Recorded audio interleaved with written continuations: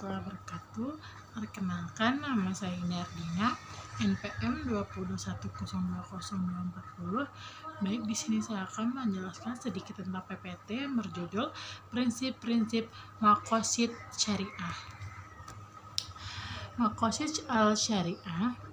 Secara bahasa maqasid al-syariah terdiri dari dua kata, yaitu maqasid yang artinya sejak kesenjangan atau tujuan, dan syariat artinya salah jalan menuju sumber air, itu pula dikatakan sebagai jalan ke arah sumber pokok kehidupan. Adapun tujuan maqasid adalah untuk memaslahatkan manusia. Kemaslahatan dapat direalisasikan dengan baik jika 5 pokok dapat diwujudkan dan dipelihara, yaitu yang pertama agama, yang kedua jiwa, yang ketiga keturunan, yang keempat akal, dan yang kelima harta. Tujuan syar'i dalam mensyariatkan ketentuan-ketentuan hukum kepada orang-orang mukallaf adalah dalam upaya mewujudkan kebaikan bagi kehidupan mereka, baik melalui ketentuan-ketentuan yang doktrini, akhiji, dan tahsini. Syatabi berpandangan bahwa tujuan utama dari syariah adalah untuk menjaga dan memperjuangkan 3 kategori hukum. Tujuan dan 3 kategori tersebut adalah untuk memastikan bahwa kemaslahatan kaum muslim baik di dunia maupun di akhirat terwujud dengan cara yang terbaik, karena Tuhan berbuat demikian baiknya hambanya. Kemaslahatan yang ingin diselesaikan adalah yang memiliki syarat seperti berikut. Yang pertama, masalah itu harus real atau berdasarkan prediksi yang kuat dan bukan khayalan. Yang kedua, maslahat yang ingin diwujudkan harus benar-benar dapat diterima akal. Yang ketiga, harus sesuai dengan tujuan syariat secara umum dan tidak bertentangan dengan prinsip umum syariat.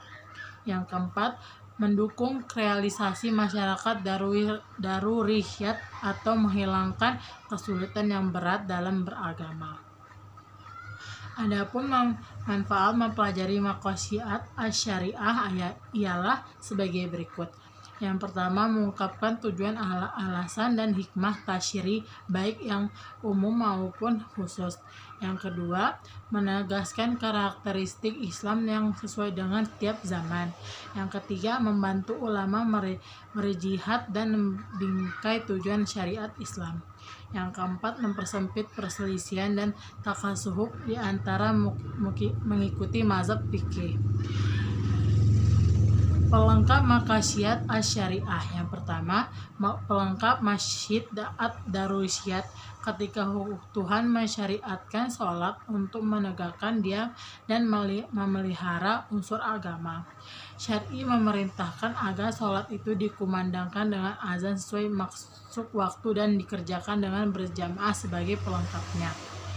Pelengkap masjid yang kedua, pelengkap masjid hijihad terkala syara memberikan kemurahan kepada orang yang sedang dalam perpergian untuk mengqashar salat, lalu memsempurnakan kemurahan itu dengan memperboleh menjamaknya.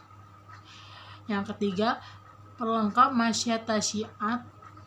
Syar'i mewajibkan bersuci untuk menegakkan urusan tahsini yang kemudian diwajibkan untuk bersuci itu disempurnakan dengan aturan-aturan sunat bagi bersuci. Tatkala syar'i mensunatkan menyembelih hewan kurban, disempurnakan perintah itu agar binatang yang dikurbankan dipilih dari binatang yang tidak cacat, sebagaimana dijelaskan dengan perulangan kali bahwa tujuan hukum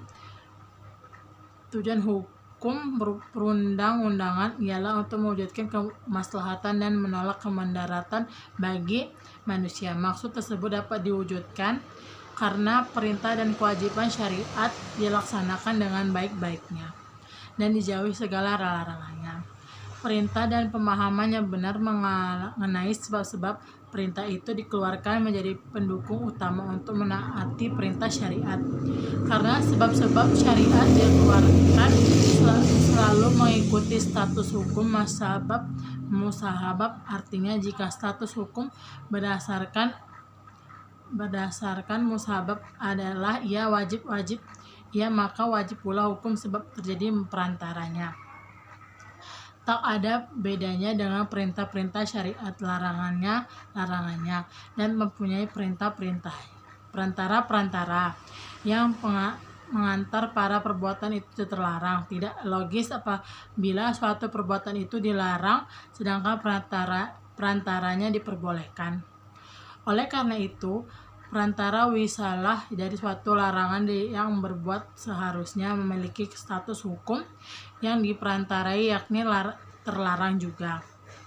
Berdasarkan ketentuan tersebut muncullah dua kaidah yang penting, yakni yang pertama, suatu yang menjadikan kewajiban sempurna karena wajib adanya. Yang kedua, menutup jalan menuju ke perbuatan yang terlarang.